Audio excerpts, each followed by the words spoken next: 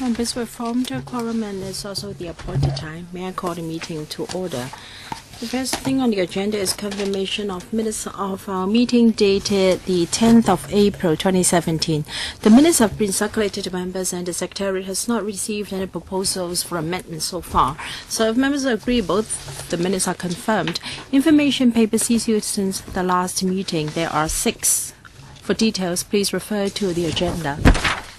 Item 3, date of next meeting and items for discussion. The next meeting will be held at 2:30 on the 10th of July. There are 2 suggestions from the administration. First, smart city development and also review of regulation of people-to-people marketing, telemarketing course. And these are on the list of outstanding items for discussion. Regarding the shareholding structure of TVB and also regulation on license holders.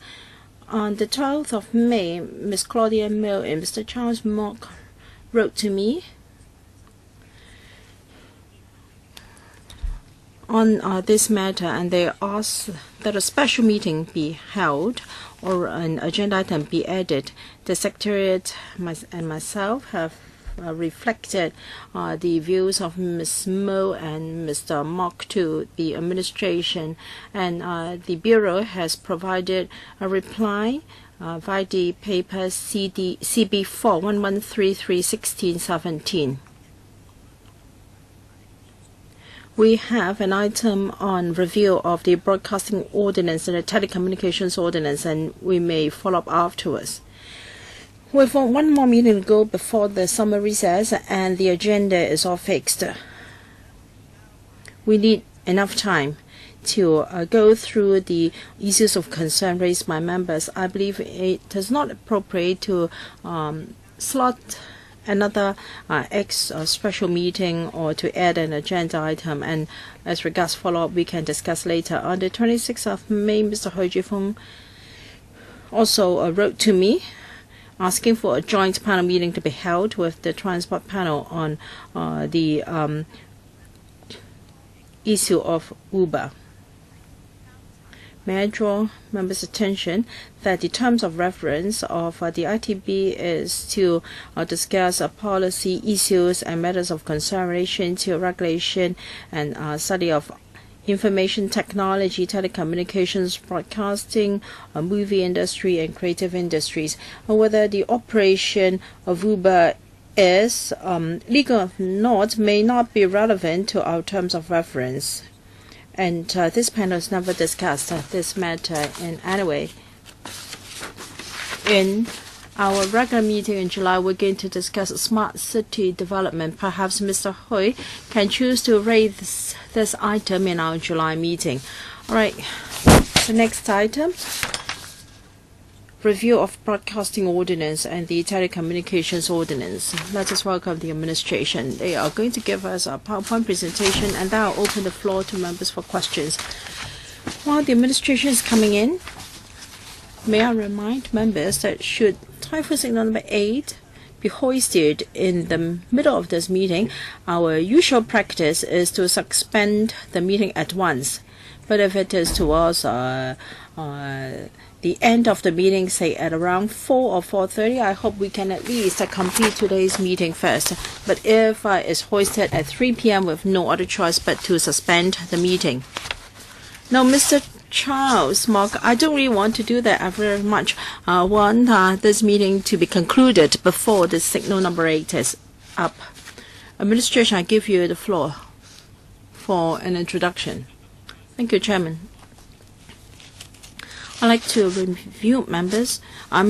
brief members on our initial directions of the review of the BO and the TO. We have adopted a 2-stage approach, and the first was step in 2012 with the establishment of the Communications Authority, CA. The second stage is what this review is about. That is to review the BO and TO to see whether there is scope for updating. They were introduced in the last century in the 1960s, and in 2000 the Broadcasting Ordinance replaced the television ordinance. Instead of using airwaves, other mediums such as a fixed network is now allowed to provide TV services. The two ordinances have been reviewed and amended at different stages at different times. So there is some misalignment between the regulatory regimes for TV broadcasting and sound broadcasting in terms of drafting, mode of regulation, and the scope. The two ordinances are a bit different, and therefore both ordinances have to be reviewed in one go in this exercise.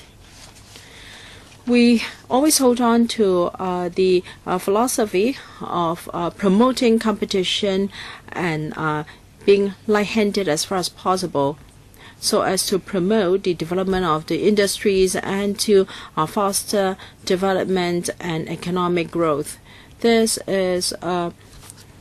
policy has served us well so far, so we are going to uphold this approach.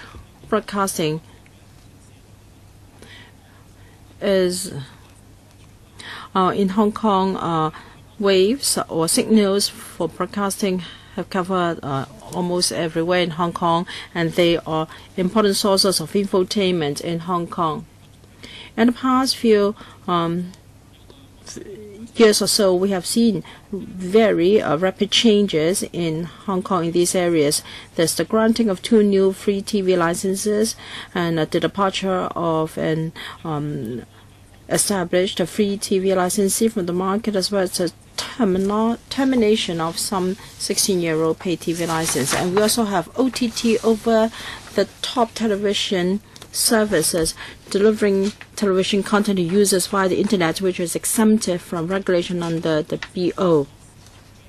So the various forms of infotainment over the internet and mobile platforms have utterly changed our the viewing habits of the market. Telecommunications were among the top in the world in this regard. We want the market to be open and entirely market-led, and regulation should be clear and transparent. In 2007, we set out a policy in the radio spectrum policy framework. Our initial directions of review is as follows. Although when the BO and TO were enacted, the market was very different from what it is now. However, the policy intent is still valid, although the mode of delivery and mode of regulation may have to be adjusted in some ways. We have to ensure that we can regulate the licensees, and we have to strike a balance so there can be a certain degree of freedom for the industry to continue to flourish. Broadcasting. We have TVs and radios in Hong Kong, and we ensure that we can continue to provide a diversity of quality infotainment contents to the audience. Now we have free TV, paid TV, and sound broadcasting. These licenses are issued by the CE Council upon the recommendation of the TA, and for other licenses such as non-local TV program services licenses, they are dealt with by the CA. Although the system has served us well, we will review the whole regime to see whether there is room for further streamlining and improvement. And other purpose of our regulation is to ensure that we have a diversity of programs and editorial viewpoints. Unqualified licensees will be disqualified. Well, if you are given a license in a certain area, you cannot be in some trades such as broadcasting of advertisers. And then there can also be a no cross-ownership of media organizations.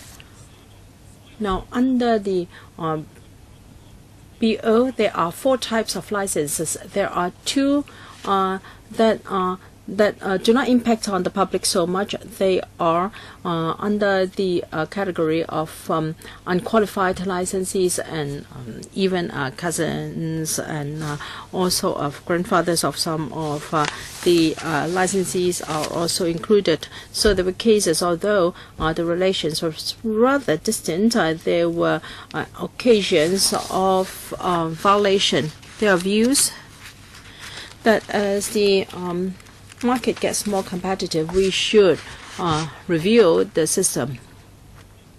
And we want to ensure that the program will cater to the taste of our local audience.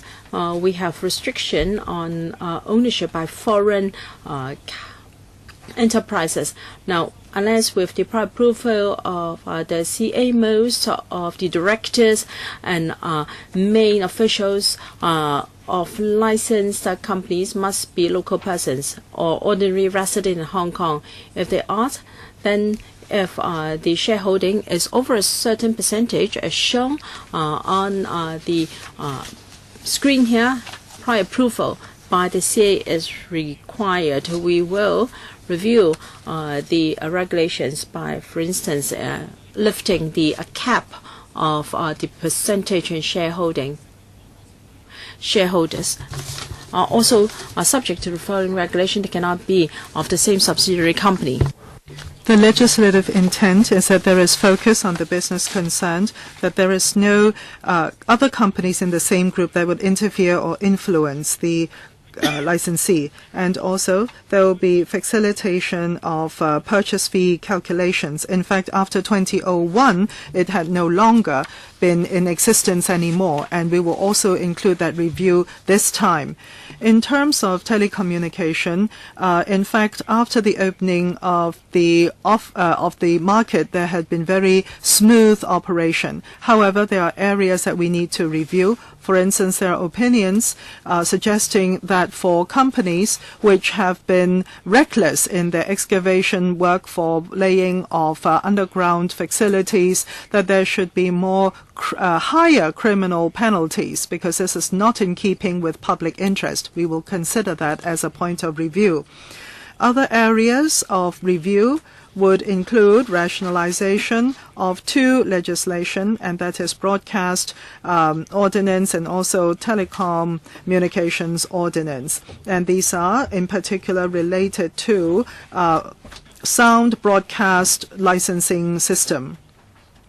This should be transferred from the TO to the BO, the telecoms ordinance to the broadcasting ordinance. And also, we will be reviewing the penalties and other areas where these two ordinances do not match each other. And also, we will be looking into the appeals mechanism, and this will have to we will have to refer to the judicial review cases.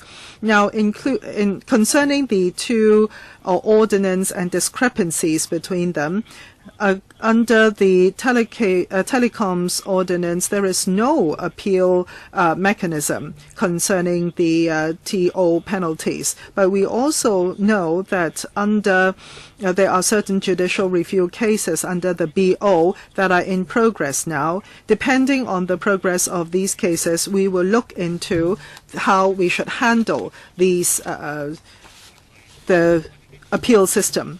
We will be taking into account our past experience in the execution and implementation of these ordinances, stakeholders' views, technological advances, and other overseas advanced economies practices and the trends of the local market. And at the same time, for our future development, there will be in 2017-18 the public consultation to glean and obtain views on certain areas, and we may actually focus on these areas which would merit more discussion, to basically focus on these for a further round of public discussion. And also, there will be a drafting of the laws concerned and will be forwarded to the LegCo for debate. And also we will continue with the guidelines and also manuals for renewal purposes. Well, I see a number of LegCo members who have raised their hands, and they also include Chan Hing and Regina Yip, who just raised their hands. First of all, we start with Ms. Claudia Mo. Now, concerning TVB, using complicated financial skills, and through this means, they were able to focus their controlling power into a particular group. And we're not just talking about different companies in the same group interfering or influencing the licensee. And for this kind of arrangement on the part of TVB, it's been people do not know about it, and people are actually fooled by this kind of so-called skills on the part of TVB. I would like to know, especially for free TV licensees, where there are stakes, assignment, arrangement, etc. in the future, should it not be considered that the ordinance should require that such information be provided to the CA for review or for approval? Will you commit to that, please, administration? For the TVB situation, in our 31st of May reply, we have already talked about this. That is to say, we are seeking senior legal advisor's opinion. And when we have the advisor's opinion, and after discussion, we will come back to you. Do you have a timetable, please? Well, as I've mentioned many times, this is an interactive process. First of all, we have to get the lawyer's opinion, and then internally, the CA will look at the opinions and to decide whether they need further information, and that takes some time. And of course, the CA will be doing it in first instance, and they will not slow down in their progress, of course. But what does that mean? Is it before the summer or after the summer break, for instance? Well, I do not know when the barrister's opinion will be given to the CA, and I see no reason why they would slacken their pace at the CA. This is definitely in public interest. And for the regulator, the present practice is that we have a lot of stipulations specifying what kind of situation with foreign stakeholder or shareholder, what the arrangement would be.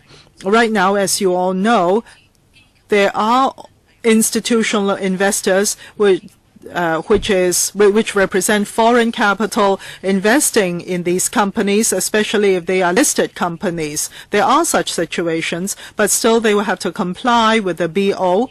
Our review is that in the regulation, we will see whether we are overly stringent or whether we are basically more or less right and appropriate in our level of regulation. And in our past implementation experience, where we need more information, where we need to tighten the regulation, etc., we will look at these possibilities in this round of review. Well, excuse me, I have other questions as well.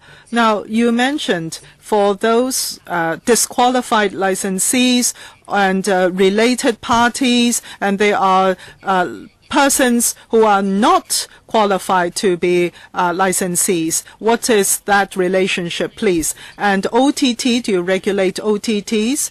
Well, let me answer the second question first. This is actually part of the Internet, OTT, and there is... My question is, will you regulate it? Yes or no? Well, we do not have special reasons to regulate OTT. That is the answer. Can you wait for your second round? That's a very straightforward question. Why don't they answer my question? Well, wait for the second round, please. Well, Charles Mock. Thank you, Chair. Recently, we have been saying that there have been some obsolete ordinances. This is one of those. because these two ordinances, when we say we integrate them or merge them, when did we start talking about this? Well, the first time the government came up with a paper for discussion with the public and industry was 10 years ago. And at the time we said we'll put it aside for a while. We'll just set up the CA first, and that is merge the two authorities, Communications and Broadcast Authority. Well, that's been cohabited, the two authorities, for a long time. And now, only now are we still talking about this. So that is to say the government have been dragging its feet for merging of ordinances. Now they're beginning to focus on this. There's a lot of content to be discussed, and it depends on how the consultation is to be conducted. Licensing policy is one. You've mentioned that as well just now. And you have mentioned a word, and that is it's been time-honored, this practice. And the government, I hope you will avoid using this time-honored quote and unquote word, because especially when it comes for broadcasting with the CE in council approval necessary, and we see from the TVB incident that this is highly problematic. Why do you still say that this is time-honored and effective? You have to change that kind of wording and thinking. I'm not saying that you have to have a position or stance, because we still have the consultation to go forward with. And then there was mention of cross-media ownership or related persons, and also from the industry there is this excavation works, which is well translated, affecting some fiber optics, actually digging up other people's fiber or other companies' fiber optics. That's problematic. And on all these, there is no established stance yet. But I can see in paragraph 17 there, it says that concerning the TV industry, owners, where they are ordinarily resident, such requirements, and also their licensee, their voting rights, etc., all in paragraph 17. I see that you say that there is room for review, and that is fine. But you do seem to have mentioned some views or stances of yours, saying that there may be adjustment to the percentage of voting rights so as to attract the CA's approval in certain circumstances to facilitate acquisition of shares for sole investment purposes, thereby attracting injection of capital from investors without compromising the objective of restricting control by non-local residents. Now, quote unquote. Now, does it mean that you have a stance? Do you want to liberalize this? We also see problems with red capital coming into the industry, and it's not related only to that. We see Asia TV with their many problems, and also we see the situation with TVB. So this is something of public interest and focus. Not only that, it's been problematic. Problems have emerged in the past. So can you tell us that you do not have some positions before you go to the consultation, because people do not like this kind of positions before you even start with the consultation? Charles Mok, you have used up your 4 minutes. Next round, the administration provide the answer. Mr. Young, please. Thank you, Chair. I want to confirm one point concerning the years of residency of licensees. We have grave reservations concerning that. Please note that point. Now, paragraph 19, Mr. Mok just now had already talked about the excavation and underground telecommunications facilities. Now, the administration is saying that this may be, if there are any damage, there may be criminal liabilities. My point is, for any damage, it can constitute a criminal penalty or criminal offense under the common law. It already is liable as a criminal offense. my question to the authority is, how do you segregate or distinguish this from the existing criminal offenses? Now, for fiber optics laying, our present view is that, and also the industry had told us for many years, this is a request from them really, they see that for the basic utilities, if in the excavation of and going underground to lay certain of the pipings, etc., if there is any damage, it is a criminal offense. And fiber optics is a very important facility. And in the past, we can see from past data provided by the industry that there had been a lot of damages. So that's why we want to make this in line with the public utilities treatment. Now I understand. Thank you for the answer. Now, concerning OTT, I see from the paper that you do not want to include this into your regulation. I'm in agreement to that. But have you thought of it this way? And that is, with technological advances these days, OTT may become mainstream, a new mainstream. And a lot of commercial activities are conducted over OTT. A lot of subscribers actually buy services on the internet. So in a sense, a lot of individual data is uploaded onto the internet, credit card information, names, etc. So if your stance now is that you will not regulate OTT, but facing with this kind of new operation model, I would like to know whether you have specific thoughts and consideration as to how you protect local consumers. I know, of course, a lot of OTT are foreign-based, but I would like to know where the administration does meet with this kind of situation. Let's say these are local OTT operators. What would you do then? Thank you, Chairman.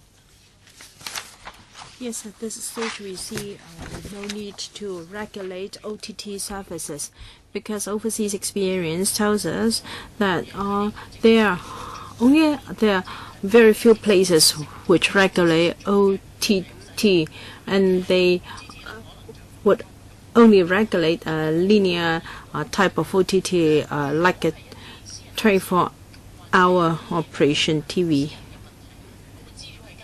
And as for privacy matters, if personal data is given to any operator through the internet, I think the Privacy Commissioner and other related legislation will be able to regulate commercial activities taking place in the cyber world. Chairman, I do understand that faced with TTT, which is a new mode of operation, many countries find it a headache. And many people will regard the U.S. as a jurisdiction. I'd like to know how I want the administration to consider this in the long term. Mr. Ronnie Chen, yes, I think broadcasting organizations can be converged, and there is very strict control over cross-media ownership. Will you allow now currently if a person possesses a free TV license and at the same time a paid TV license and a free radio license, only one in each category, can this be allowed so as to promote investors to invest in a highly integrated type of services? Will the administration consider increasing the number of free TV licenses to enhance competition? Although there are already 4 free TV stations in operation, however, their scale of operation does differ. And for big cities like London, they don't just provide English programs. They have programs in Chinese, in Arabic languages, in Russia, and other types of language families. We have ethnic minorities in Hong Kong. We have Pakistanis.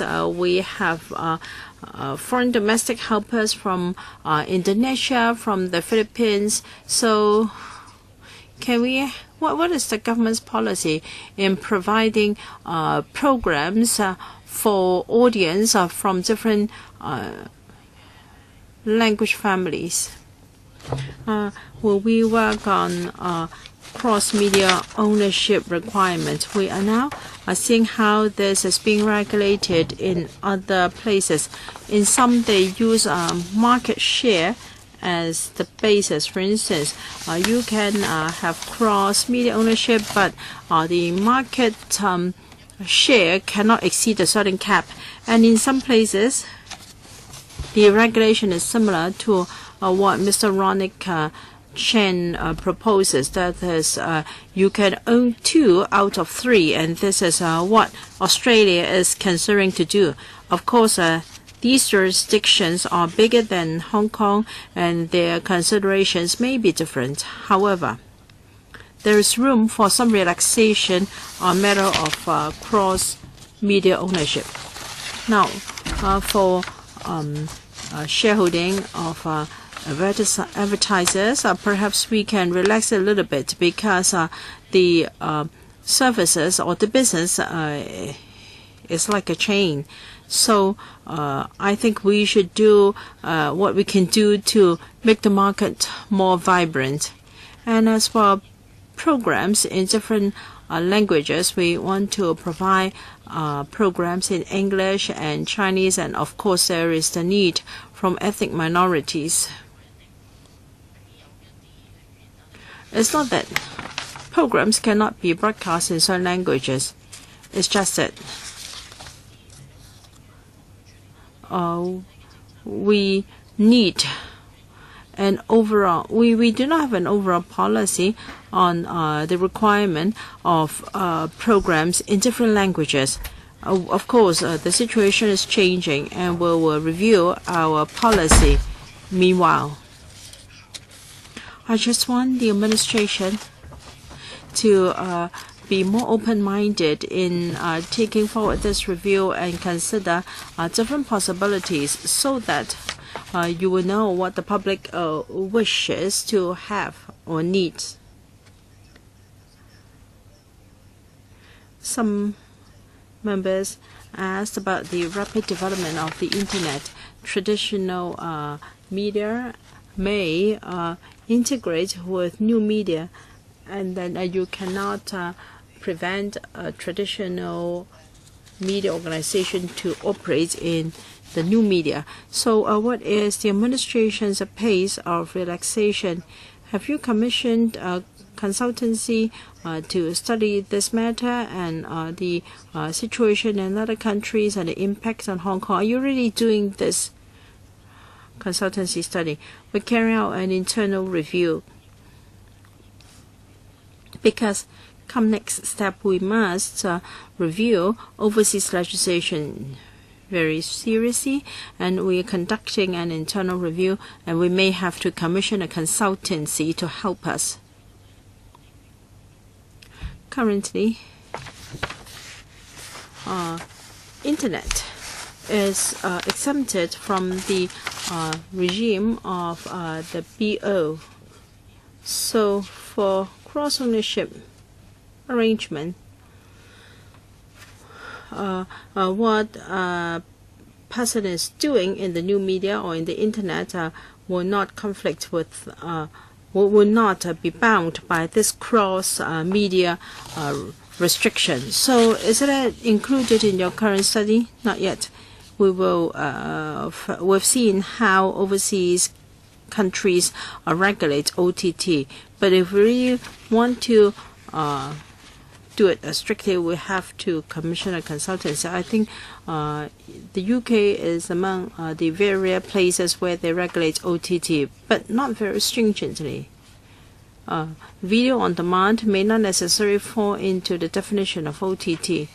What about the residency requirement of investors? What is the time frame?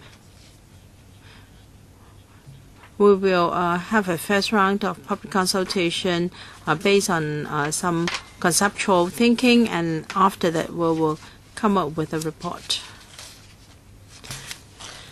So you would like to relax the residency requirement. Can you tell us the pros and cons or the benefits of relaxing this? What is the impact on competition in the market, so on and so forth? For the requirement for the person to be ordinary resident in Hong Kong, we have no intention to relax this for the time being, because the rationale behind is to ensure the programs can cater for local audience taste and interest. Maybe this is the residency requirement may be one way to ensure this, but it can also be done in other ways.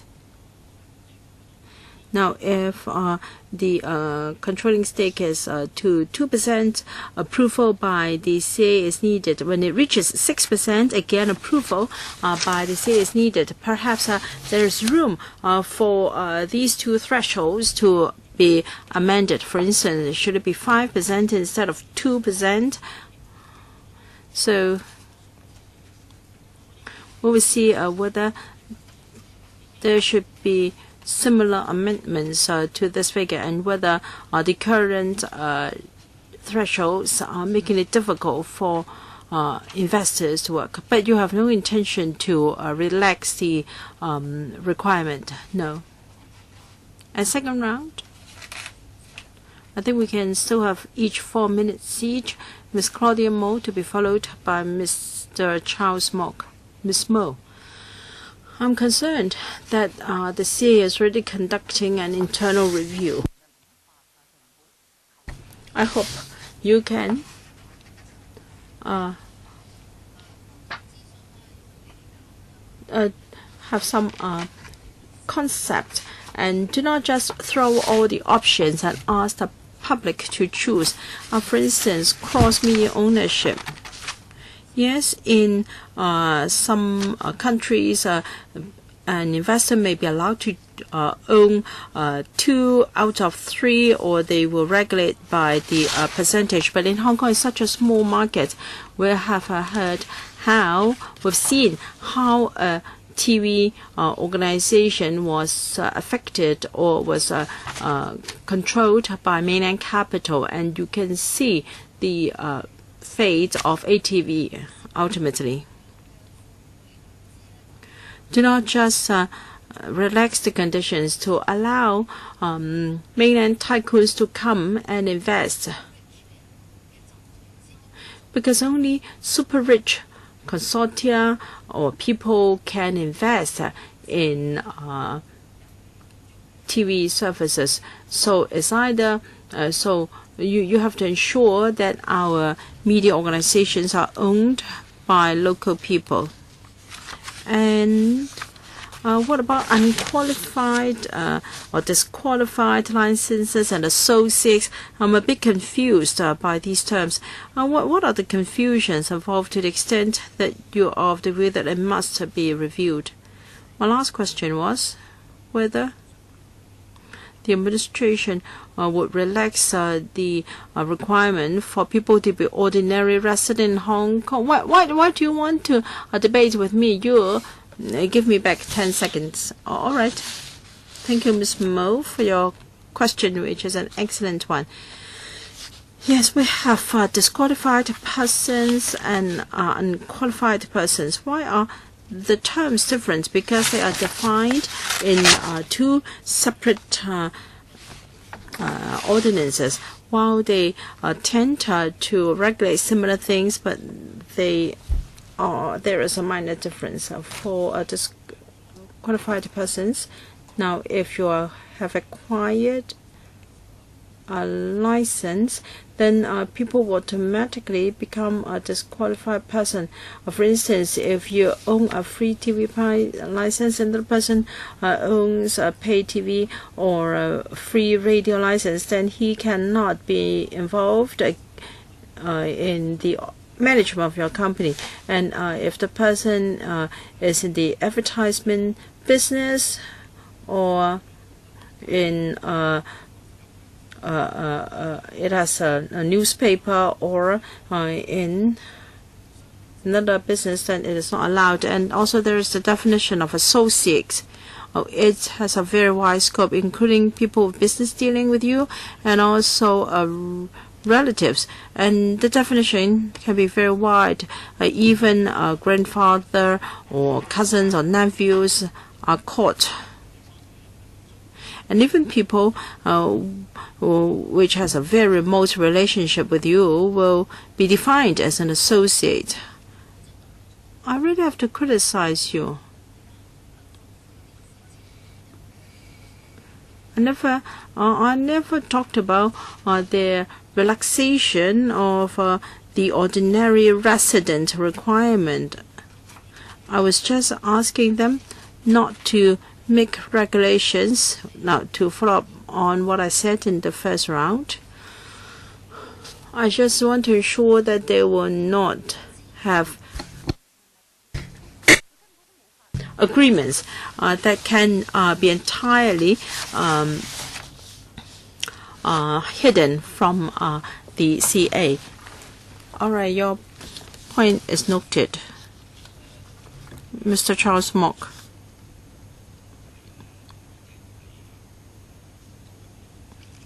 I think the chairman has more or less got the assumption that the requirement will be relaxed. So I just want to ensure that the administration has no preconceived position in conducting the review. And maybe a relaxation or further tightening or maybe the same, that's okay. But please do not give the public the impression that you already decided in certain areas. I will let you clarify that. And also, if there's some time remaining, can we talk about the timetable for consultation? What would be the work for public consultation so it is meaningful, so that more from the industry would make their opinions known, and the members of the public as well? Now, concerning positions, as I would want to very clearly say that we do not have a position before we do the consultation. For certain policies, they've been around for so long, we still think the policy intent is still valid, even though time has passed. But it is these intents may still be valid and appropriate. But we are very open-minded. Nothing cannot be discussed. Everything can be discussed. The policies perhaps need to be adjusted in certain areas. We admit that.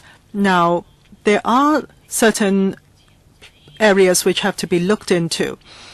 In 2012, when we set up the CA, there had been different views expressed by different sectors, and in the midst of those opinions, we have found certain opinions which are relevant to this round of reviews or the topics to be reviewed this round.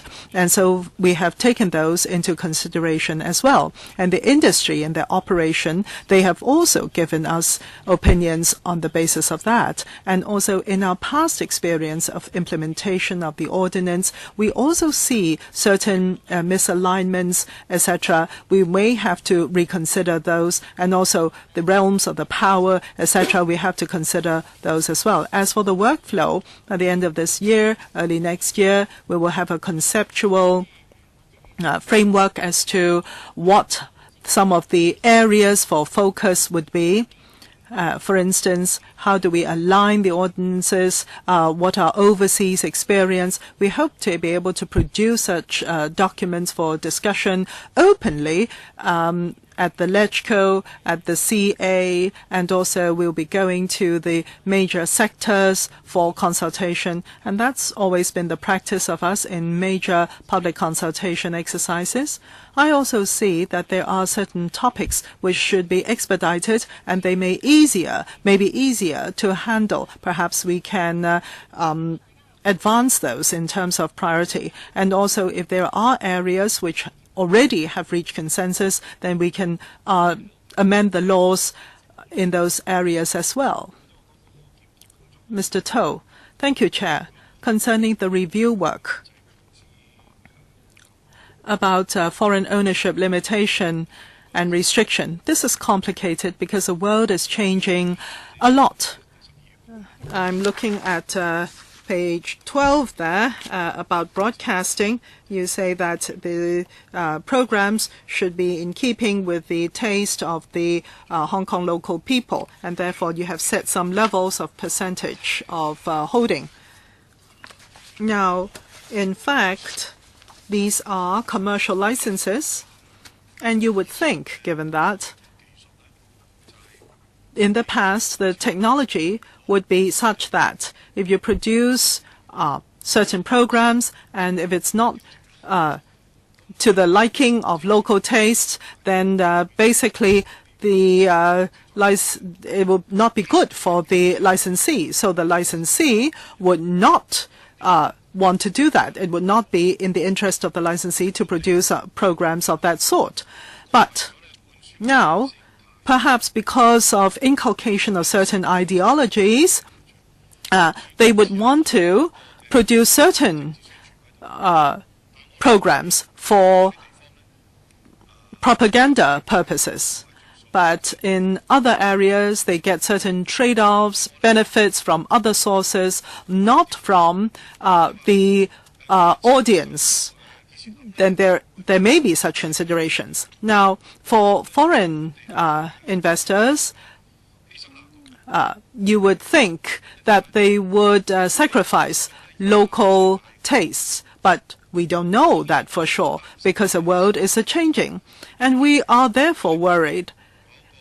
Let's say if there is a local company or certain production teams locally, if they're interested in this particular type of program, but at the end of the day, in fact, they are selling the programs overseas. Well, that's been done in the past, and it'll be more so in the future with internet connection and etc.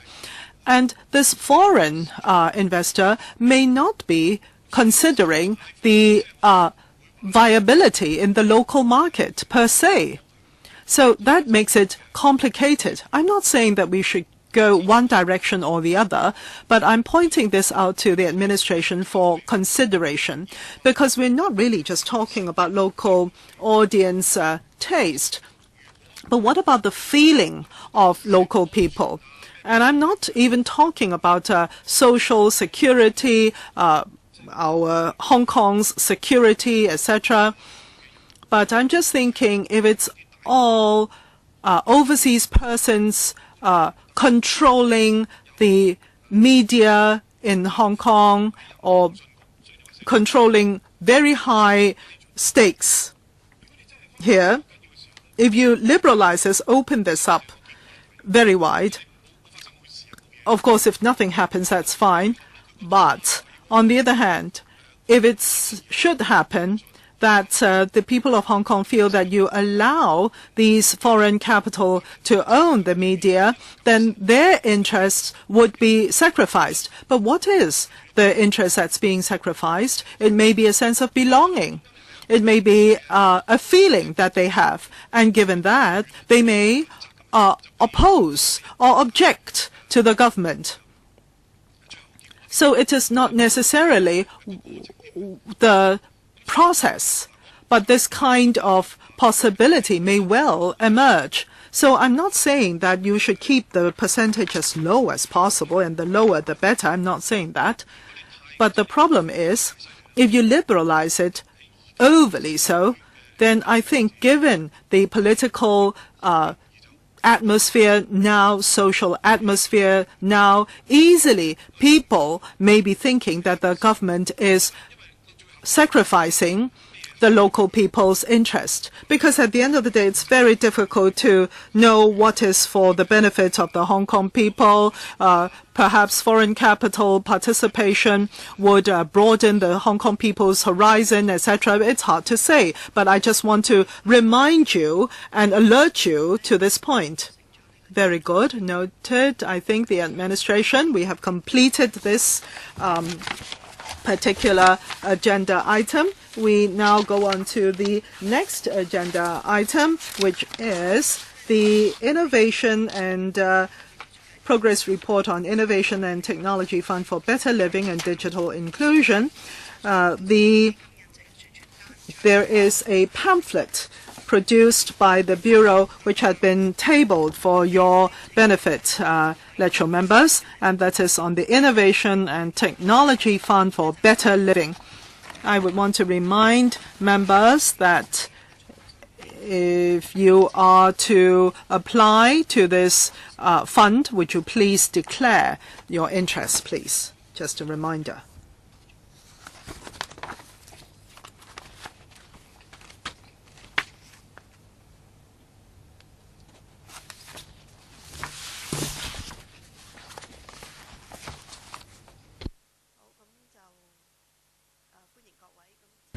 Thank you very much. Who will be bringing us through the paper, please? Mr. Young. Thank you, Mr. Chair. Ms. Chair. The technology is highly relevant to people's living nowadays. We would want to launch the Innovation and Technology Fund for Better Living to benefit the industry as well as the people of Hong Kong. And I would like to introduce this fund and also the progress of the government's work on digital inclusion. The 2016 policy address, in that address, the government set aside $500 million to set up the FBL, which is the Innovation and Technology Fund for Better Living, to finance innovation and technology projects which improve the quality of people's daily living. The FBL was launched for application on 31st of May this year, and the scope of funding would include NGOs, public organizations, professional and business organizations, and some 90% of the expenditure can be footed by this fund, or $5 million, whichever is the less. And the rest of the project expenditure will be borne by the applicant through such funding sources and internal resources, or funding from its parent organization or sales proceeds, etc. We have already sent out invitation letters as well as the information on the fund, encouraging them to apply. And on the 14th and on the 15th, we will have 4 introduction sessions to explain the application procedure and the operation of the fund. Since the introduction, it's been very encouraging in terms of reception. Last Friday, the Secretariat had received over 300 inquiries. Some 550 people have enrolled for participating in the briefing sessions, and we hope that the first batch of projects will be introduced in 2018 and to benefit the public of Hong Kong. We will closely monitor the implementation of the fund and to look at the operation model. The government had been promoting digital inclusion. In the past years, we have come up with a number of policies, in particular providing subsidies to the aged and also the weaker sectors in our society. And also we have come up with 17 apps and the development of apps, and there had been 105,000 downloads, and all these raise the ability to learn and also benefiting the aged. We will continue to provide this kind of encouragement to mobile apps development.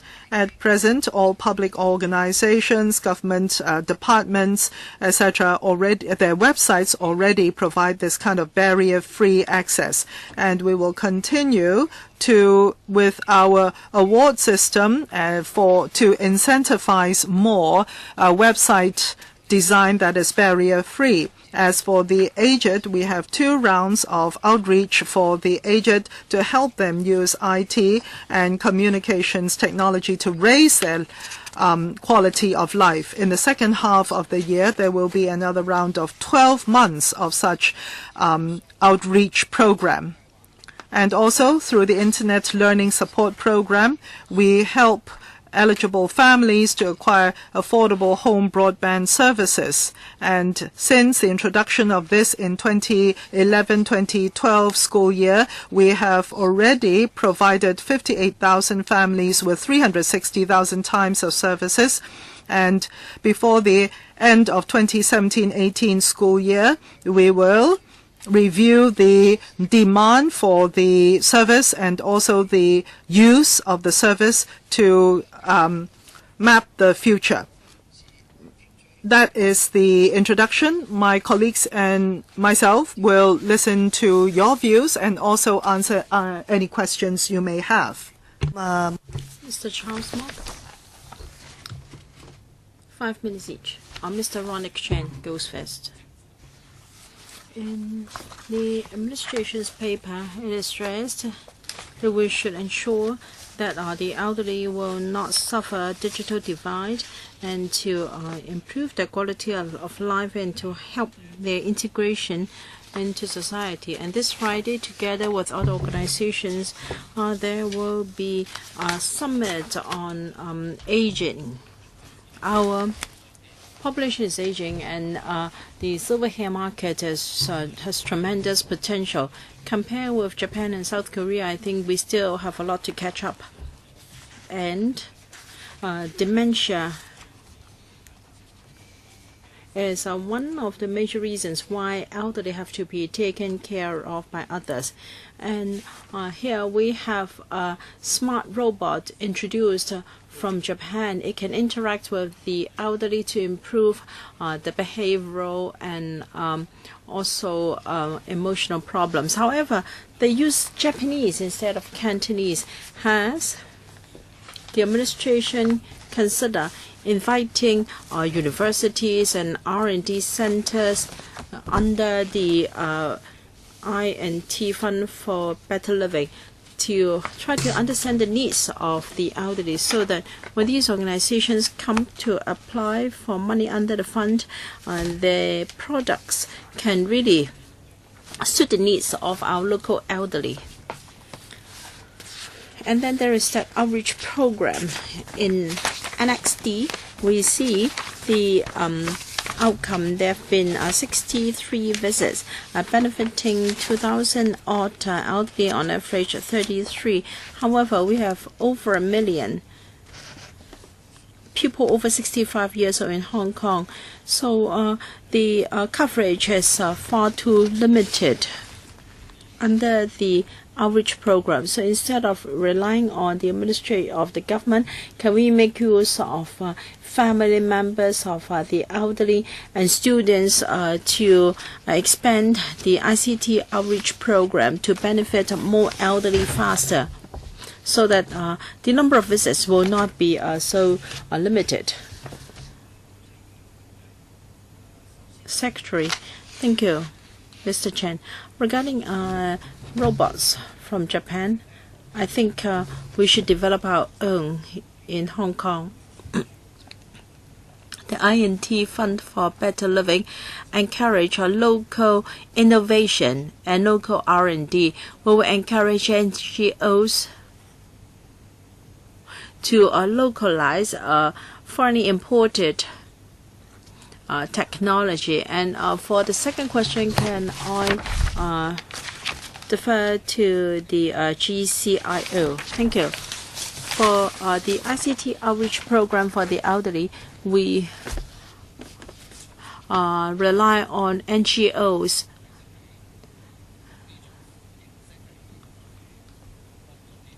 And this is not the only way we have to help the elderly. We've also got mobile apps developed mainly for the elderly, and their family members and friends can refer other people to use these apps. That means we can benefit more elderly. Mr. Chen, I think the second The reply to my second question is rather vague. I want to know what specific measures have been taken to help to enhance the digital knowledge or digital literacy of our elderly persons. Can we have more specific measures and plans? Can that be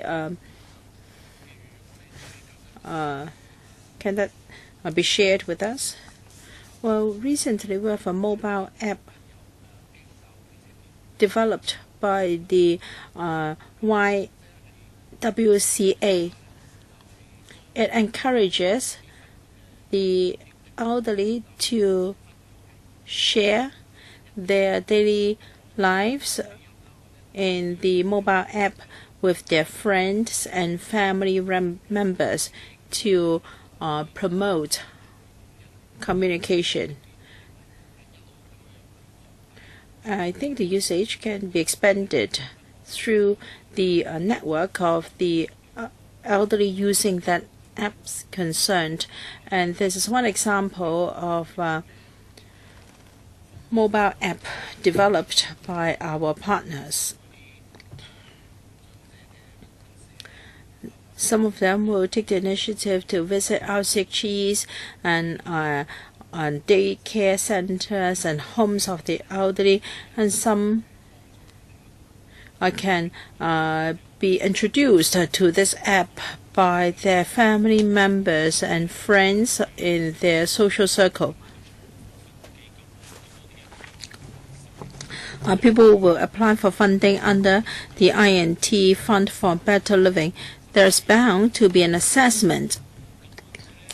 What about the scoring sheet? Will we have now take the elderly as an example? This is a group in our population that requires technology to help them. So will the marking scheme consider the special needs of our community? For instance, will more weighting be given to a project that intends to help the elderly? So I'd like to ask whether the Secretary can share with us their assessment criteria for vetting those applications. Thank you. Yes, this is an excellent question, Mr. Chen. Our team has considered this factor. Can I invite the PS to take this question? Chairman.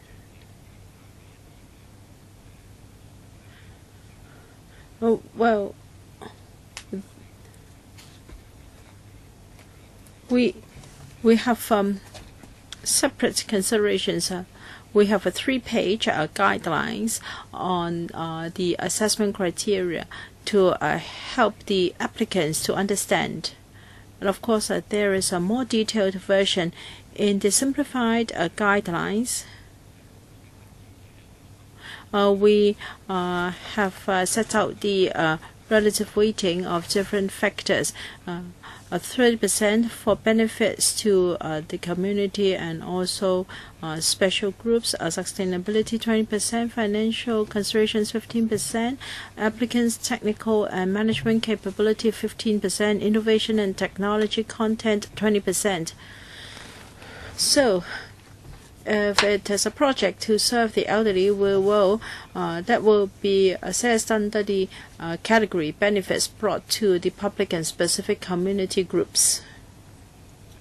And we'll also consider the relative cost effectiveness of the programs before making a decision. Well,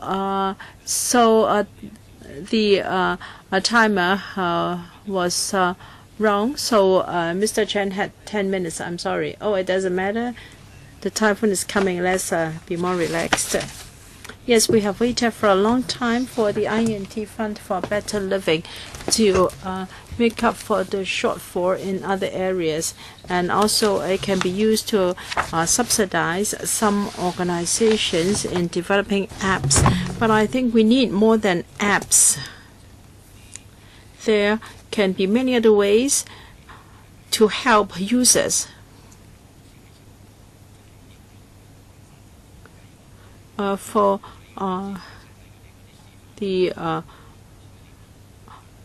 often when it comes to the apps, well, the concept is usually excellent, but I wonder whether their targeted users have mobile phones or whether they can use the app itself, because this is an important part to crossing the digital divide. Very often they focus on supporting NGOs, public bodies, professional bodies to apply for money. Take the technology voucher as an example. Will you consider providing subsidies to the end users, for instance, support for students to use the internet? The target is mainly students. Some would like that to be extended to cover KG students. That aside, what about the elderly, the new arrivals, and low-income earners? Some organizations help them to learn to use mobile phones. My mother has been taught to use a mobile phone by one of these organizations recently, and that makes a big difference. Will you consider supporting such projects to directly benefit the end users? It's just like students. You provide subsidy to students so that they can have access to the internet to assist their learning. Now, for the special groups or the elderly, if they don't have any mobile phones, then they cannot use the technology at all. Now, for the Food and Health Bureau, when we visited RCHEs, we were of the view that some of them could use digital dispensary services to avoid mistakes.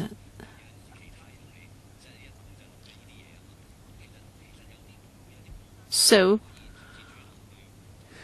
can you approach some departments such as the FHB and SWD? Can you approach them and ask them to come up with ideas to make use of money under your fund? Will you take the initiative to communicate with relevant departments? Indeed, we have. Can I invite the PS to take this question? We have certainly considered what you suggested, Mr. Mock.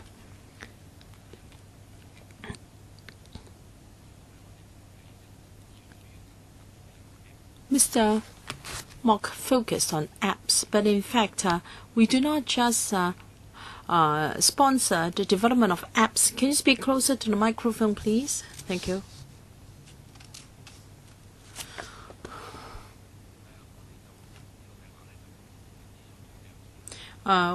It's more than supporting the development of apps. It can be the development of software, products, and services. All are acceptable under the scope of the fund. And also the target beneficiaries would include specific community groups and even the elderly. Because the fund is to serve the public at large.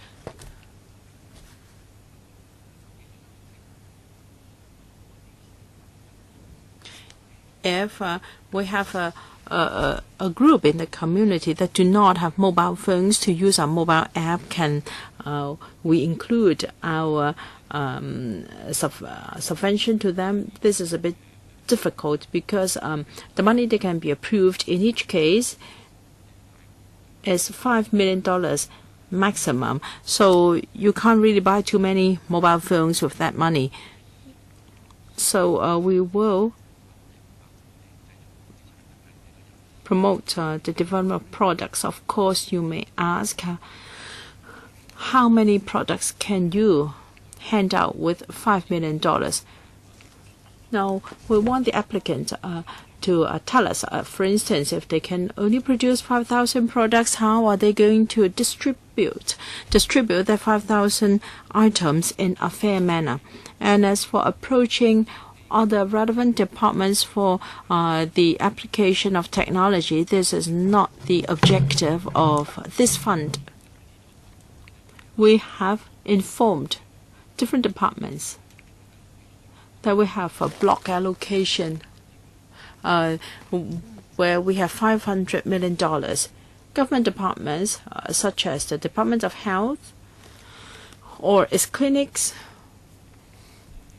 may be able to make better use of technology for distributing chips and also dispensing medicine. Well, it's another fund. Well, the timer didn't alert me. Well, it's really 10 minutes each. All right. Now, there are certain restrictions under the scheme, and we can understand that.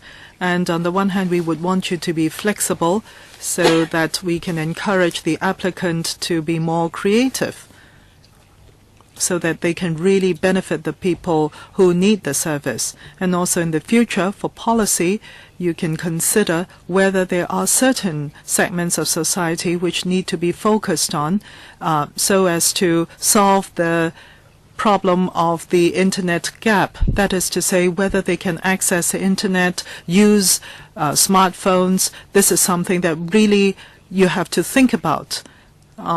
And it may have to do with the social welfare department. You may have to divide up the work together with them. I don't know whether they can use their funding that way. They do have certain funding, such as the Community Care Fund, which is quite flexible in use.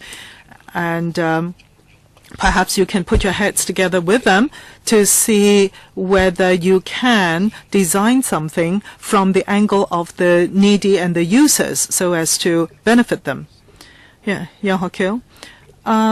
Thank you, Madam Chair. Just following up on the last point of Mr. Mok, this is not just a funding for designing or producing apps. And I also note in the schedule that there are a lot of these sectors or apps for the different sectors, such as the aged. It's really meaningful. But what I'm concerned about is, have you perhaps thought of cross-departmental cooperation, let's say with the social welfare department, whether it is in terms of case referral or in terms of publicity, promotion? Well, I reiterate that these apps are meaningful and they can help people, but if we can extend it further to different people, that will be good. Mr. Mok mentioned just now that some people may not even have smartphones, and I understand that this will not help them in purchasing a smartphone as such, but in fact the smartphone is a starting point of use. Have you ever thought about that, administration? And because I do have time, I would want to pursue with a question. I'd like to know that there are already some very mature technologies, such as the bell for the aged, and there are over 10,000 people, mostly elderly, who use this kind of safety bells or safety alarms. I do not know whether this is a platform for cooperation, and that is perhaps you can provide the service through the telephone and make it visual as well. Is it possible? Can the administration please respond to those possibilities, please? Mr. Chuck. Now, you talked about the cross-departmental cooperation. If other bureaus and departments have any referrals, or if they see there are any persons who can use the benefits from the funding, we would consider that. Let's say the social welfare department, for for example, would be one such department. And the applicants may be an NGO, and we can assist this NGO or applicant in finding the solution provider. The fund can help with that. And I also agree with you that the starting point of use may be a smartphone. Well, I have to talk to the Social Welfare Department. I know they fund or subsidize buying of glasses, reading glasses, and I want to find out whether they can subsidize the purchase of smartphones as well, so we can talk to them about it. Now, as for the safety belts used by the elderly, are you saying that you want to go through that as a platform to extend the reach of the project? Well, that is not a priority of ours. As for your other question concerning visual images, we will need to think that for such a project or plan, we will, of course, look at the cost-benefit of the proposal. Whether there is a definite number of cost-benefit analysis, there is none. But we will look at how many people that the project would benefit, and we will consider from there. Madam Chair,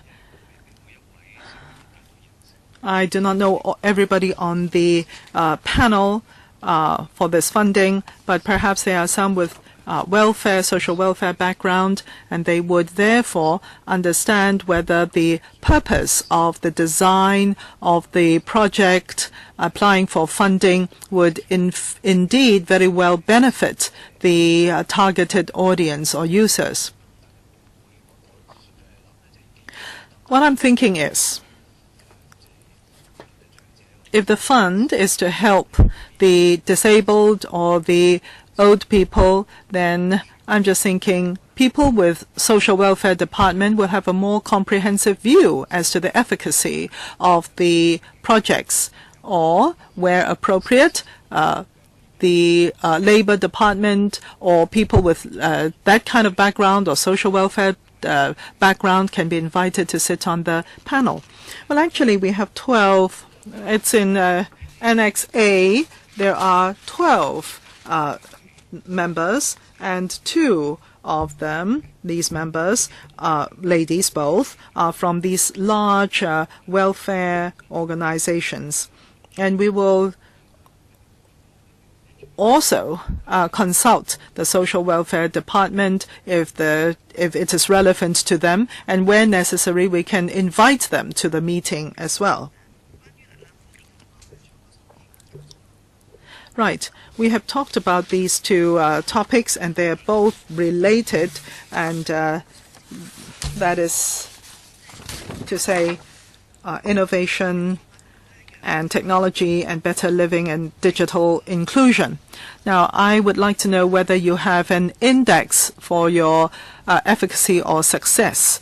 I mean, digital inclusion has been around for a long time, and I myself have been doing a lot of work in this area for a number of years.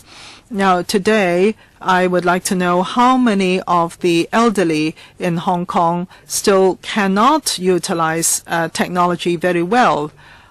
Now, after doing all this work, how much technological inability would you have reduced? Do you have a target or index?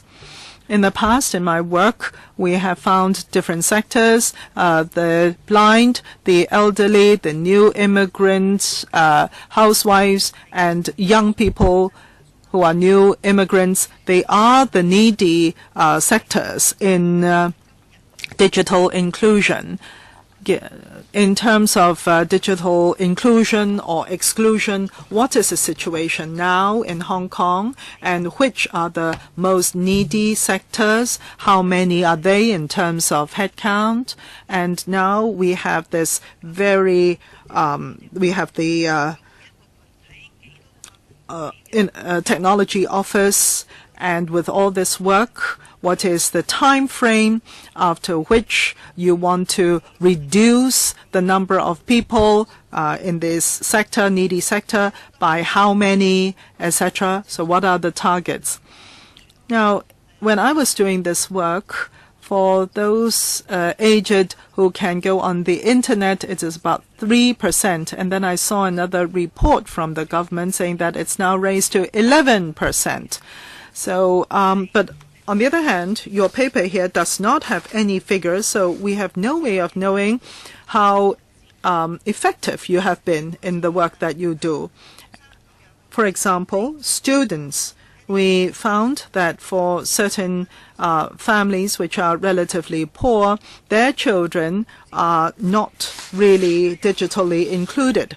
And what is their situation now? You mentioned 58,000 families, and I would like to know how many families are not benefited yet, and how can we extend the plan to them. We would want to hear some definite results and figures.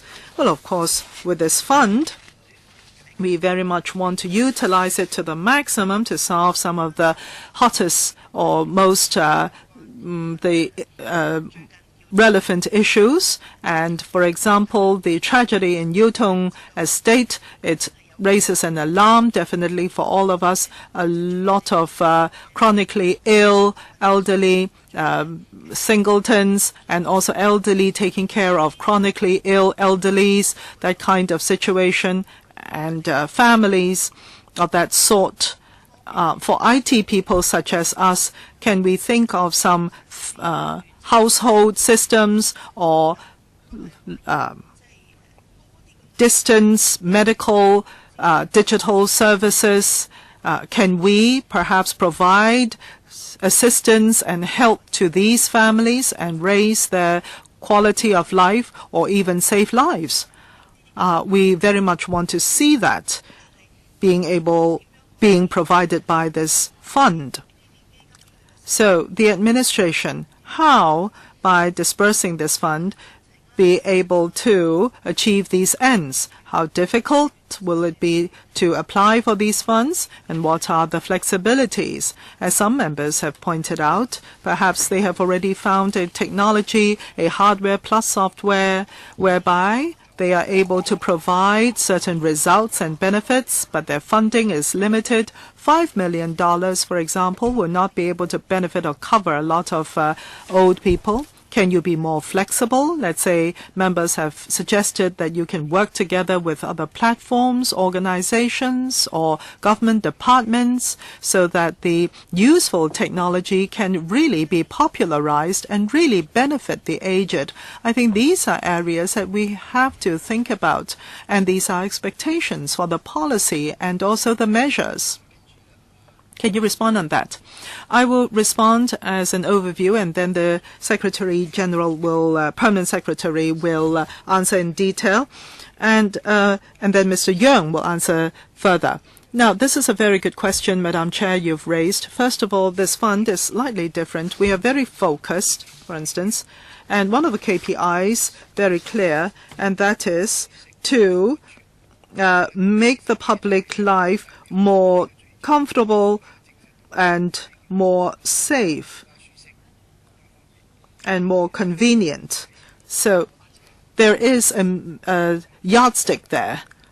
And secondly, we have talked about the specific community groups. Now, Mr. Yeung mentioned the elderly safety bells. Can we make it visual as well, that is video or audio visual. These are things that we can take into consideration. I mean, innovation and technology, if put together, that will deepen and widen and make what we're doing even more effective. Responding to your last question, whether we'll be working with the other government departments, well, yes.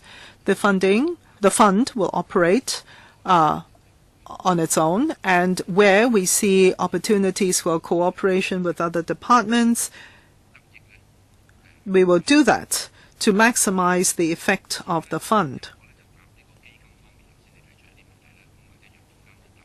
I'll answer questions about the fund, and Mr. Yeung will talk about the digital inclusion aspect. In setting up the fund, we have also thought about the KPIs for the fund. There are a few areas. First of all, the applicant, at the point of application, they will have to provide a meter, a measurement for how many people and whom they can benefit through their proposal or plan. And these will have to be substantiated, and we will also monitor their progress and also to verify the number of people actually benefited. Yeah, that's for the community at large. As for specific community groups, we will also look at how many community groups would be benefited, the number of people in these groups to be benefited. All these are part of our KPIs. And also, we will look at how many applications we have received, how many we have approved. And this is also a reflection as to the interest from the public to the fund. Let's say annually we receive 20 applications, but we approve 5 or maybe 6, then there seems to be a shortfall. And also we will analyze the approved projects, what kind of technology they're utilizing, and what level of technology. And we would want to see whether we will, through these projects, there can be a popularization of technology as well.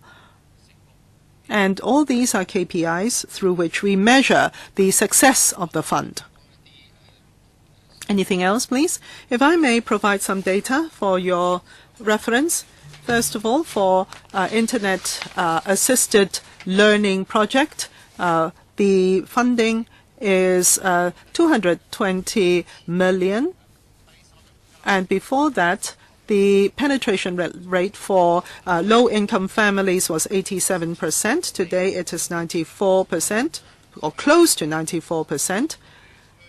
And relative to mainstream families, Internet penetration, it is less than 1% difference. So this is closing the gap between low-income families' penetration and mainstream family in penetration, and this is quite successful in this respect. As for the elderly, according to the Census and Statistics Department, elderly persons over 65 or above, well, the percentage of using computers rose from 4% in 2004 to 31.8% in 2016.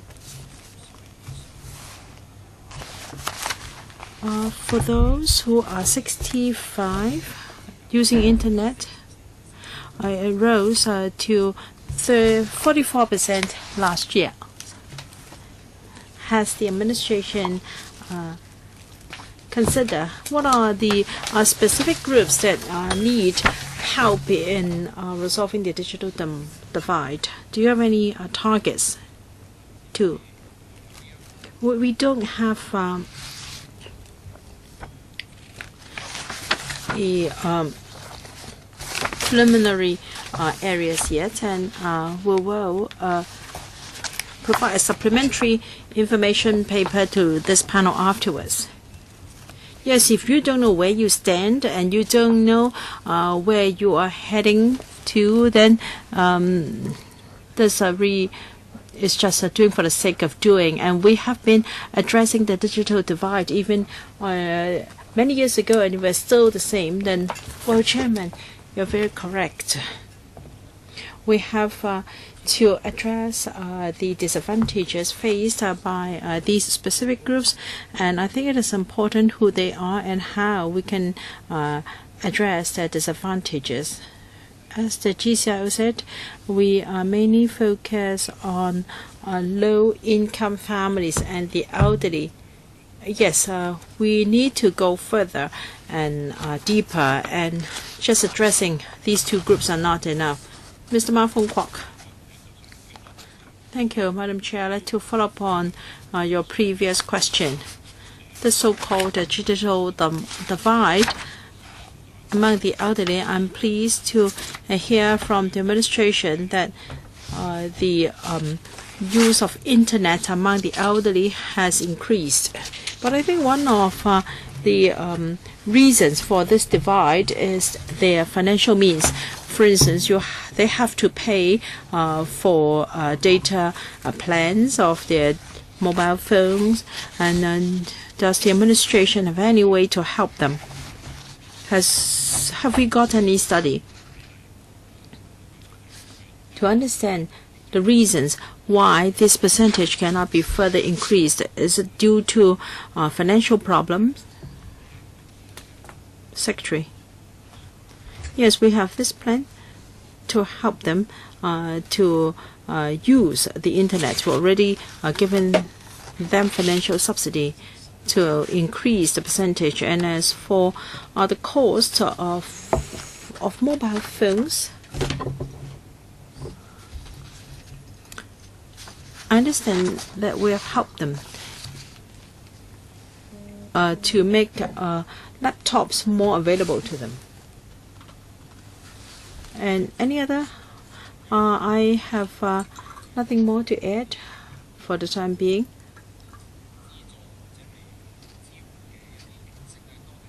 Because our mode of subvention is usually through outreach program launched by our partnering NGOs. They visit these elderly persons and to educate them on how to use digital technology. As for financial support, we can consider this possibility in the future.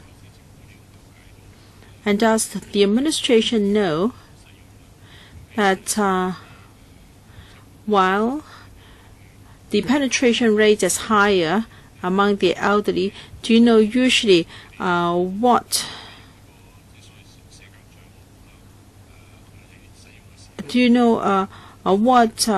websites do they usually browse, and what assistance do they need? Have you tried to find out their difficulties so that your assistance can be more targeted? The biggest problem with the elderly is, well, they tend to be lonely. So using the internet is another way for them to contact society and also to enhance connection with their family members. And mobile games and apps can help them to delay the onset of dementia. And there are also apps to help them or to encourage them to do exercise. That is together and exercise to improve their health. Our social welfare partners will continue to explore new possibilities. So your strategy is to rely on social welfare partners. We need concerted efforts because the social welfare sector is in daily contact with the elderly. And even some elderly persons can tell the name of district councillors. They can even give you names of district councillors. That means they're in frequent contact with them. And some elderly persons do not like playing mahjongs. And what if they have the tendency to develop dementia?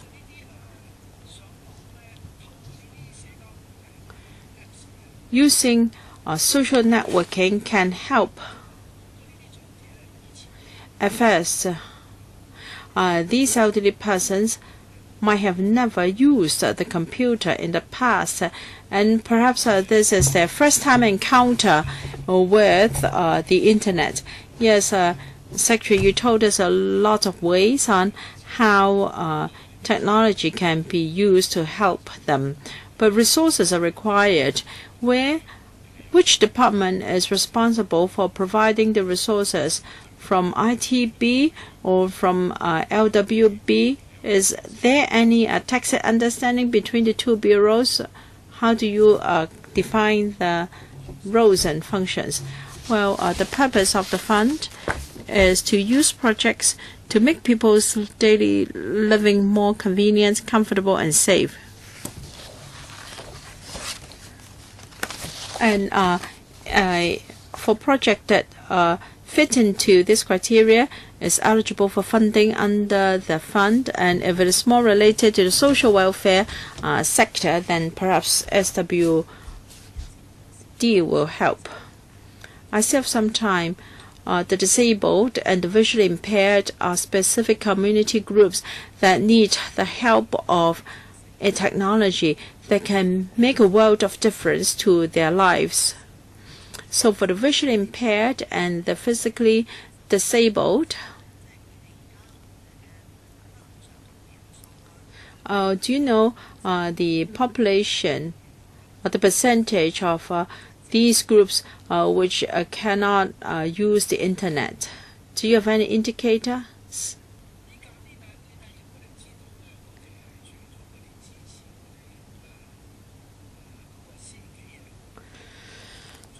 We support private enterprises to use barrier-free access to the computer, but technology advances by leaps and bounds. So I think we should consider barrier-free access to the internet for the physically disabled, but for the mentally handicapped is another consideration.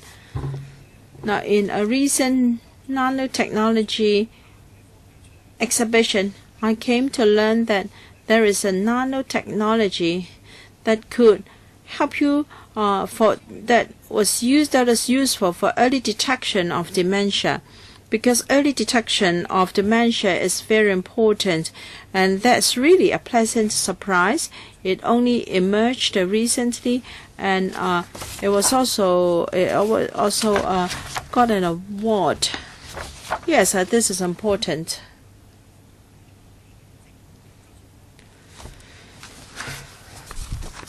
What I want to say is digital inclusion has been among government policies for a long time, and yet the questions I asked today were not well answered by the administration. So I believe the administration